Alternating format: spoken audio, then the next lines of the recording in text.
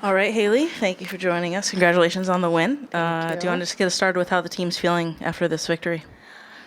The team is feeling good. We've had obviously a really tough week, a lot of unforeseen obstacles in our way, and we just chose to band together, and this feels like a turning point in our season. Good, Austin? Haley, first off, congratulations on the win.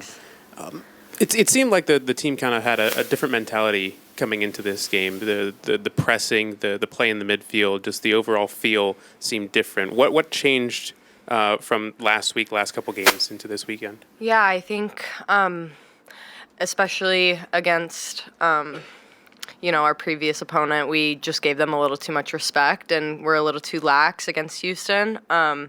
And I think that tonight we just made it a point to make sure we took care of their most dangerous players and we're on the front foot and we're dangerous in transition. And so I think we just executed the game plan well. I guess just in terms of the response from the team after conceding the first goal, what did it mean to have that kind of response that you guys did for Adriano to score the goal and then keep building from there? Like you said, it was kind of a turning point, but just in that moment, what did that mean for the team? Yeah, I think it just shows that, we have belief in each other. We'd been, in their half. They've been on the back foot for the first, 15, 20 minutes, and we didn't put our chances away. And instead of being disappointed in that, we just chose to continue doing what was working, and it paid off. Go over to Sean. Kind of going off that, from a defensive perspective, Portland's a team that can put a lot of goals away very quickly. They've done it. They did it in the first matchup. What was the mentality of the team when Smith scored that first goal? Yeah, definitely disappointing because, we scouted that, end line cutback ball and made it a point to, think about marking up in the box. And unfortunately, it was just a good transition moment on their part.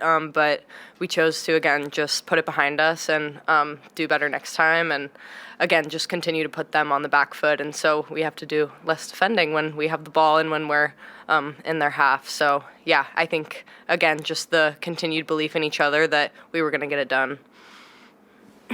Awesome. This team has beaten the top team in Washington and now in Portland and in San Diego. Yeah. What's been the kind of contributing factor to taking down the top teams of this league?